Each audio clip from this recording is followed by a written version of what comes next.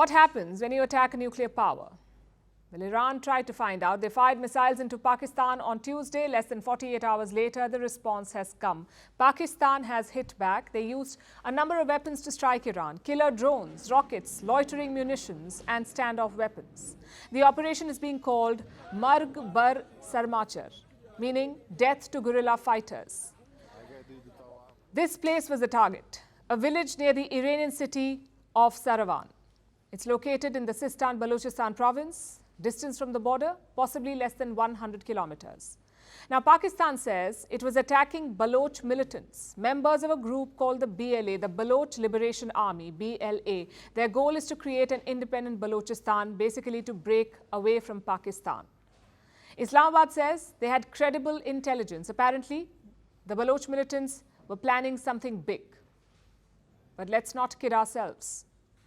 This was a retaliatory strike. Iran bombed Pakistan, so Pakistan had to bomb Iran back. Their foreign ministry is now talking of de-escalation. Acts like the one which took place a couple of nights ago create difficulties and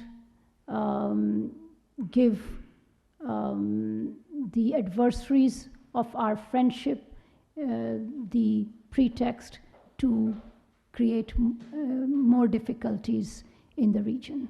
We will continue to engage with our neighbor Iran to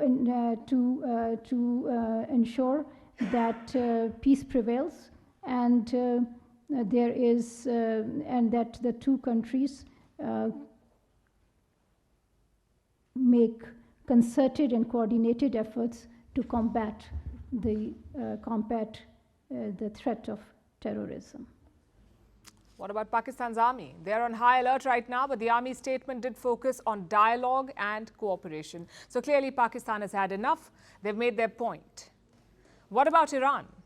Well, Tehran has summoned Pakistan's top diplomat in the country. They've also condemned the strikes. As for casualties, 9 people were killed. Iran says all of them were foreign nationals. So should we assume that this conflict is over? Seems like it for now.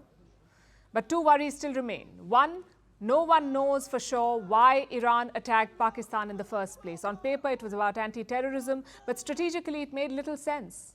Maybe Iran has more targets in mind. Maybe Tuesday's attack was just the start. The fact is, we don't know. Now to the second worry. What if Pakistan's attack pushes Iran over the top? Just think about it.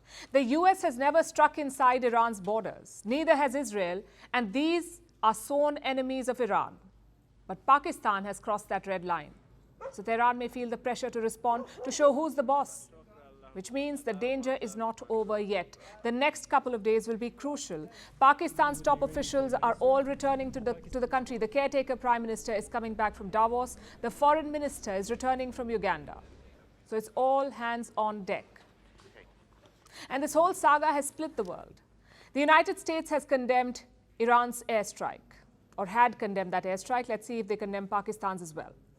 Meanwhile, China is spooked. They have a lot at stake in both these countries. Iran and Pakistan are key partners of Beijing. So China says, we can mediate. The Chinese side sincerely hopes that the two sides can exercise calm and restraint and avoid an escalation of tension. We're also willing to play a constructive role in de-escalating the situation if both sides need it. So we do condemn those strikes. We've seen Iran violate the sovereign borders of 3 of its neighbors in just the past couple days. And I will say that the difference is the context very much matters. What about India? No prizes for guessing? New Delhi is supporting Iran. Listen to the government's reaction. And I'm quoting, "We have an uncompromising position of zero tolerance towards terrorism. We understand actions that countries take in their self-defense." So India doesn't mind the attacks. But what if things escalate? What will prolonged aggression between Iran and Pakistan look like? First, some numbers. Pakistan has more than 650,000 military personnel. And Iran? Around 610,000. Pakistan's defense budget is around $6 billion. Iran's is much higher, closer to $10 billion. Pakistan has around 1,400 aircraft, out of which 387 are fighter jets. Iran's fleet is smaller. Around 550 aircraft in total, which includes 186 fighter jets. What about tanks? Again, Pakistan holds the edge. They have more than 3,700 tanks against Iran's 2,000. The naval fleet is evenly matched. Pakistan has 114 vessels. Iran has 101. Both sides also have trump cards. Iran's economy is in much better shape. Pakistan's economy is in the dumps. But then again, Pakistan has nuclear weapons. So my point is quite simple. A prolonged aggression would be ugly and costly. Not to mention, totally unnecessary. There is no strategic requirement here because both sides agree that the border areas are problematic. Both sides think it's lawless and chaotic. So these attacks do not really improve the situation. At best, it's a battle of egos. Plus, the regional impact would be huge. More countries will pick sides. Some will be caught in the middle. And of course, non-state actors would benefit. It's a risky prospect for India. Pakistan's army lives in forever suspicion of India. If they get tied down in the West, they will want deterrence against India. And what form will that take? It's impossible to know, but it's safe to assume that it won't look good. So de-escalation is the need of the hour. Both sides have struck each other. The scoreboard reads 1-1. Anything more is self-destructive.